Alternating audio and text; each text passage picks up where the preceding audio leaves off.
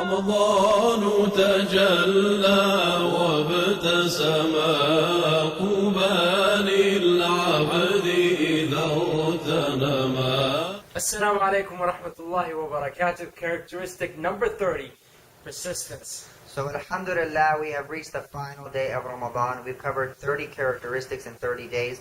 We're going to be covering our last one today. Alhamdulillah, we've covered other characteristics like how to give advice, being part of the community, Generosity, modesty, stuff like being obedient, having humility, being merciful, and being just with others. So alhamdulillah, there are many characteristics that we went over throughout this entire month of Ramadan.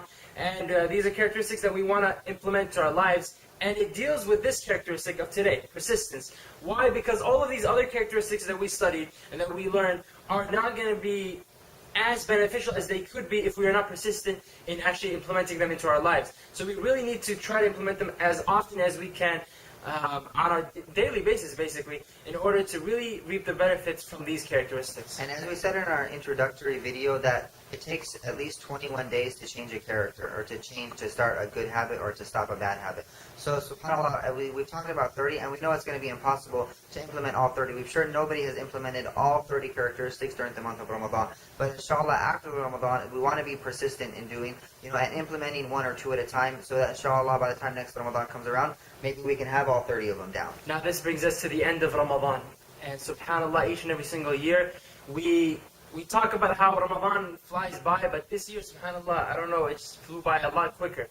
Maybe that it was in the summer, even though the days are longer. I don't know what it was, subhanAllah. It flew by so quick.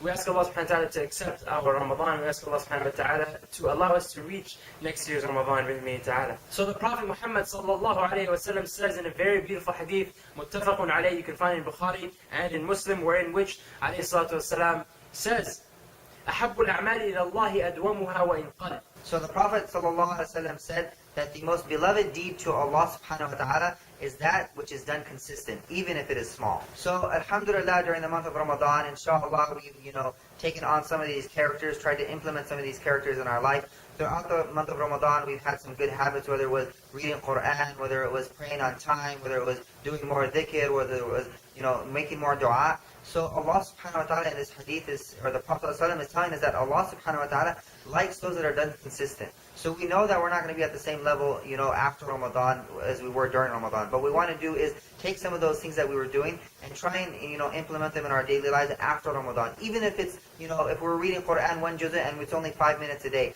If we were praying on time, but at least we're going to focus on one prayer that we're going to pray on time every day, and inshallah we'll increase it. If we can do these things that are consistent, even though they're small in the sight of Allah subhanahu wa ta'ala, the reward is great. So to help you get through Ramadan, each and every day, check out the Master Zona page to get your daily dose.